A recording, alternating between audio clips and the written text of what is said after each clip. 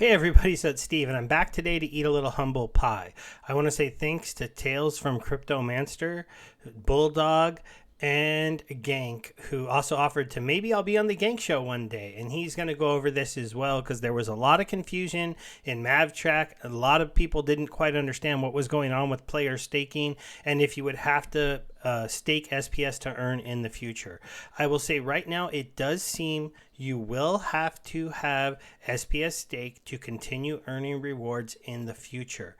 That doesn't mean I'm fully bullish on this idea. I'll go over some of my concerns, but I want to do this all very quickly.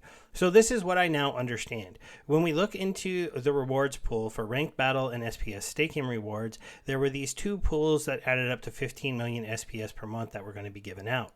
It seems like the original idea that I didn't quite understand is that when you did a battle, you would earn a certain amount of reward shares, and that would earn you points both from the staking pool and the ranked battle rewards pool. So if you go down here to the ranked battles and you look at this, they have the reward shares, and we'll get into this equation here and how it affects things in just a moment. But it says right here, it says, so the SPS earned from the ranked battle rewards pool will go to the player who wins the battle. So this is your normal ranked rewards pool. When you fight, you win a battle, you win. And the SPS from the SPS staking rewards pool will be divided among all the accounts that are staked on the winning player based on their percentage of total SPS staked on that player. So if there's SPS staked on the player, you get to pay a separate SPS play out from that player from the staking pool. Now, the staking pool is currently giving just a flat reward to everybody that's staking SPS, but that's not the way it was supposed to go. It's what they launched with because they didn't have this ready. The plain fact of the matter is they wanted the validator nodes to run all of this, and I understand it now a little bit better. But basically, when you did a fight, you would win 2 rewards. If you won, if you lost, you wouldn't win any rewards. So it was going to create this kind of gamification on staking your SPS into the system for governance, but also then staking that staked SPS would be assigned to a player, and that player would have to win battles in order for you to earn rewards. This would mean that the amount of SPS and the APR that you were getting would be varied depending on how much you have staked on what players and how they are doing. It would all be very different than the standard SPS that we earn in the game today.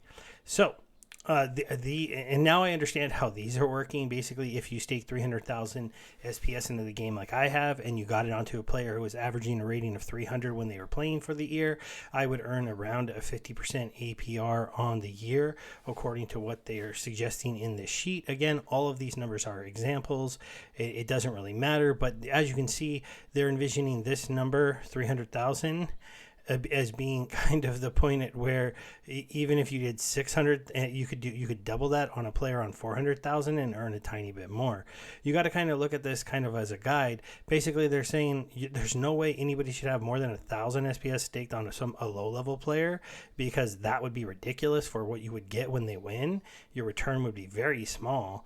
But if you have a lot of SPS, you want to put it on these higher players. But at the same time, if this number got too high, like if one of the best players who plays up in the 4,000s, or like my account, because my account does play up in the upper 4,000s of rating for most of the season, if too many people stake onto my account, well, then this return starts to go down, because basically, let's say I stake my 300,000 and 600 other thousand come in, then the staking reward portion for my victory, more of it would go to them than would go to me, because I would get 300,000 over 900,000 of it, and they would get 600,000 over 900,000 of it. That is why you do have the ability to possibly limit the number of people who can stake SPS on you. It also lets you gamify it. Maybe I only want to let my friends earn SPS when I win, when I'm a really good player. Maybe the Immortal Gods only want to let Immortal Gods stake SPS on them because they don't want anybody else to be able to leech off of them. It's a very interesting system. Of course, if you are a smaller player, you're going to be praying that anybody stakes SPS onto you. But, you're going to have to look at this table. You better be up at least in this 2,000 rating area where you're playing. Otherwise, the big boys are not going to want to come and stake on you, which will enable your account to earn. So now let's get into how that works. So, reward shares. If you look at the regular R share, shares, you'll see that R shares equal, and they have your rating cubed divided by 1,000 times your ECR times a bonus. This is how many R shares you get in a battle. We all should be used to this RP number that pops up here. So for this battle that I won, I got 29,000 points. There's a bunch of different bonuses that can be put into this.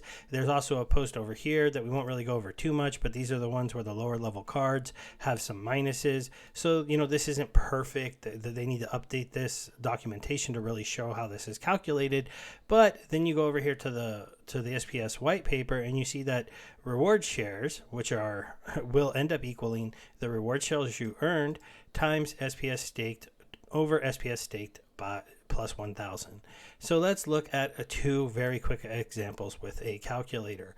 If I had only 100 SPS staked on my account, then my SPS stake would be 100 divided by 1,000 plus 100, or 1,100, which would equal 0.9%. Then if we go over here to my battle, bring the calculator back up, I earned 29,000 points today. I would divide that number by the 29,261 that I was going to earn for the battle, and now instead I'm only going to earn 2,000 rewards points. That is wild. So if you don't have more than 100 staked, you're earning a 9% on what you were earning before per battle. Now let's go ahead and look at another example, something that makes a little bit more sense. If I have 10,000 SPS staked, I do 10,000 divided by now 11,000, right? Because 10,000 plus 1,000, that equals 90%. And now when I multiply that by 29,261, I still bring home 26,000 points. But still, I'm losing 10% of my rewards. I'm going to have to get higher and higher and higher and higher, but there's also a point with it's diminishing rewards on how much I want to stake on myself, because instead of staking more than 10,000 on myself to get more than 90% of my rewards when I'm playing the game, I could go stake it onto you to take some of those SPS staking rewards that you're earning for playing the game. So this is where the whole gamification of staking on yourself and staking on other players comes into effect. I have over 300,000 SPS to stake right now.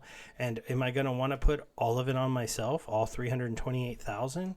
Well, sure. I could do that, right? If I bring up my calculator, so I'd have 328,000, let's say, divided by 329,000, and I'm gonna get 99%, almost 100% of my rewards I'm gonna get.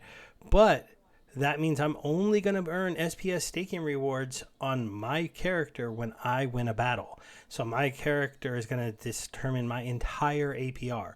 There's gonna be some gamification and understanding whether or not I need to put that out on other players.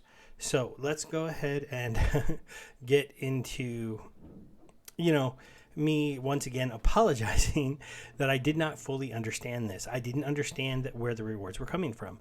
But there is kind of a caveat here. Things did change. I just didn't understand exactly how they changed. When we originally did this, the amount of SPS that you got for a given battle was going to be based fully on this 7 million per pool. So when you won a battle, you were going to be earning quite a bit of SPS for winning a battle.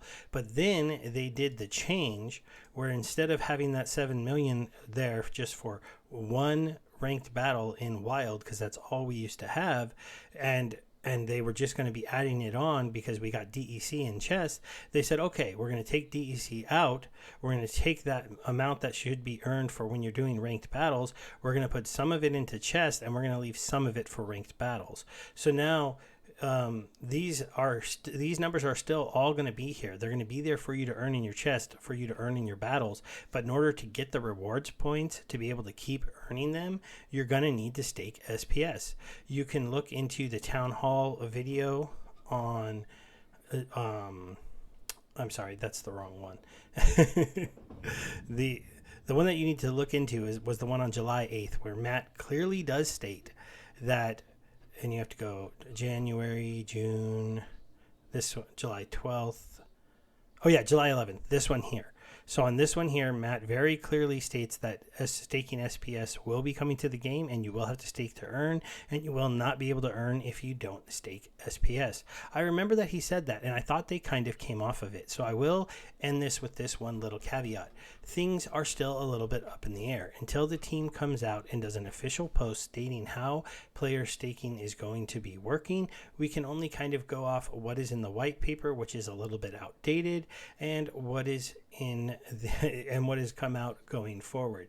It's not going to be exactly the same as what was in the white paper, because that rewards pool of 7.5 million that was supposed to be for the ranked rewards is now shared between chest and then modern and wild, depending on where you are fighting. But it is definitely coming. I'm glad that I have a lot of SPS staked, and I will be looking to help out people who ask me to stake SPS on them. But at the same time, you'll have to be doing a pretty good job. Otherwise, I won't be doing it. As a little caveat, because this video was so wrong, I'm going to be removing it. I'll leave it just hidden on my channel, and I'll have a link to it in this description if somebody actually wants to see what I got wrong and laugh at me.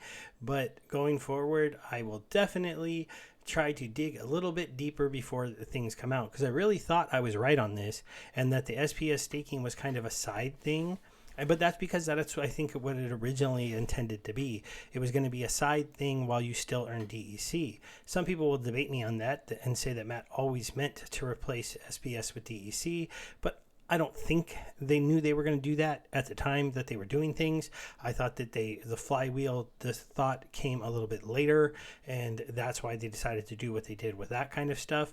But thanks for hanging out with me, guys. Thanks for learning with me, and hopefully we'll get through this and all be ready for when player staking comes to the game.